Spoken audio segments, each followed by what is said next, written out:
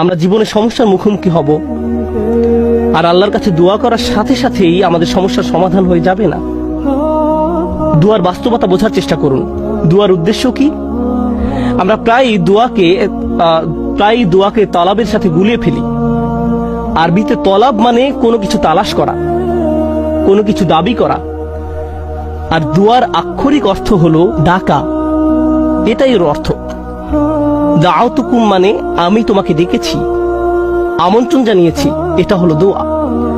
আমরা যখন আল্লাহর কাছে দোয়া করি, মাঝে মাঝে আমরা ওই দোয়ার মাধ্যমে আল্লাহর কাছে দাবি জানাচ্ছি, এটা সত্য, আমরা অনুরোধ জানাচ্ছি। কিন্তু আমাদেরকে এই ব্যাপারটা ভুলে গেলে চলবে না যে দিন শেষে আমাদের সব অনুরোধ সেগুলো হলো আল্লাহর একজন বিনম্র দাস আল্লাহর দিকে ফিরে নিজের সমস্যার সমাধান ভিক্ষা চাচ্ছে। কি সেগুলো? আপনার সমস্যার সমাধান হওয়ার চেয়েও আপনি যে আল্লাহর সাথে যোগাযোগ করছেন, এটাই এখানে সবচেয়ে মূল্যবান বিষয়। এটাই দিন শেষে মূল লক্ষ্য। আপনি যে আল্লাহর সাথে কথাবার্তা যুক্ত হয়েছেন, এটাই দিন শেষে মূল লক্ষ্য। আল্লাহ আপনার সমস্যা তাৎক্ষণিকভাবে সমাধান করে দেবেন কিনা সেটা ভিন্ন বিষয়। আমি এই সম্পর্কে সংক্ষেপে কিছু কথা শেয়ার করতে চাই, পরে মরিয়ম সালামুন আলাইহা নিয়ে কথা বলবো। কখনো কখনো আপনি এমন কিছু সমস্যার মুখোমুখি হন যে মনের মাঝে প্রশ্ন আসে, আমাকে কেন এই সমস্যার মোকাবেলা করতে হবে? আপনাদেরকে একটা কথা জিজ্ঞেস করি। ইউসুফ আলাইহিস সালাম তো 8-9 বছরের এক বালক ছিলেন মাত্র। শিশু মানে তো নিষ্পাপ। একজন শিশু এমন কি করতে পারে যার জন্য সে কিডন্যাপ হতে পারে?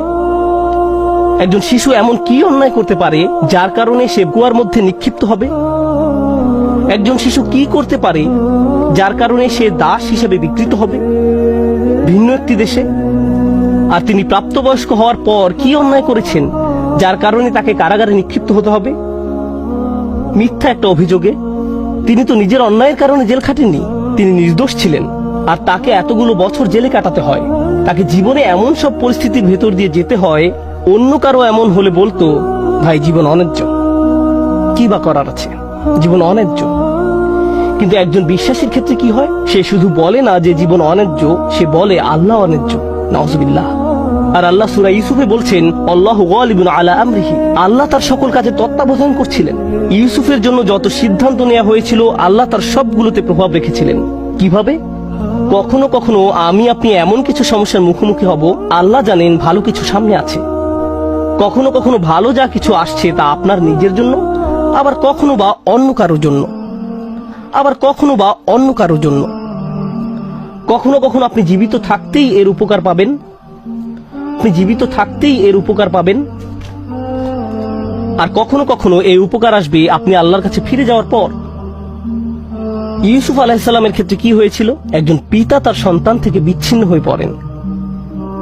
কিন্তু চিন্তা করে দেখুন, তাকে যদি কিডন্যাপ করা না হতো তাহলে তিনি কুয়ায় নিক্ষিপ্ত হতেন না। তিনি যদি কুয়ায় না পড়তেন তাহলে কোনোদিন মিশরে গিয়ে পৌঁছাতেন না। আর মিশরে কোনোদিন না গেলে তিনি জেলে নিক্ষিপ্ত হতেন না। আর যদি জেলে না যেতেন তাহলে জেলের ওই 2 লোকের সাথে তার কোনোদিন সাক্ষাৎ হতো না যাদের স্বপ্নের তিনি ব্যাখ্যা দিয়েছিলেন। ওই 2 ব্যক্তির সাথে যদি তার কোনোদিন দেখা না হতো, তাদের একজন বেঁচে যায় এবং রাজার খেদমতে নিয়োজিত হয়। আর যখন রাজা একটি স্বপ্ন দেখলেন, ওই ব্যক্তি তাহলে কোনোদিন বলতেন না যে হ্যাঁ, আমি এক লোকের কথা জানি যে আপনার স্বপ্নের ব্যাখ্যায় সাহায্য করতে পারবে। স্বপ্নটা কি ছিল? দেশে 7 বছর হবে প্রাচুর্যের, আর পরবর্তী 7 বছর দেশে কোনো ফসল ফলবে না, কোনো উৎপাদন হবে না, মানুষ দুর্ভিক্ষে মারা যাবে।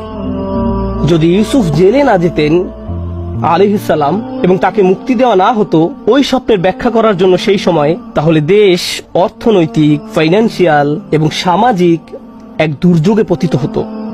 লক্ষ লক্ষ শিশু দুর্ভিক্ষে মারা যেত। একজন শিশু কষ্ট স্বীকার করলো কয়েক বছরের জন্য। এক শিশুর কষ্ট স্বীকারের ফলে আল্লাহর পরিকল্পনা ছিল অগণিত পরিবারকে অনাহারে সন্তান হারানোর বেদনা থেকে রক্ষা করবেন। এই পরিকল্পনার কারণে ইউসুফ আলাইহিস সালাম জেল থেকে ফিরে এসে স্বপ্নের ব্যাখ্যা করলেন এবং অর্থ মন্ত্রণালয়ের দায়িত্ব নিলেন। আমার এক বন্ধুর নাম হয়তো আপনারা শুনে থাকবেন, তার নাম রবার্ট ডেভিলা। আমি ওই বোনকে তার সম্পর্কে জিজ্ঞেস করেছিলাম। সে বলল সে তার কথা শুনেছে। সে তার শরীরের কোনো অংশ নাড়াতে পারে না, শুধু মুখমণ্ডল ছাড়া। সে কি এমন অন্যায় করেছে যার কারণে এমন পরিস্থিতি? কিছুই না। কিন্তু কত মানুষ ইসলাম গ্রহণ করেছে তার এই অক্ষমতার দরুন।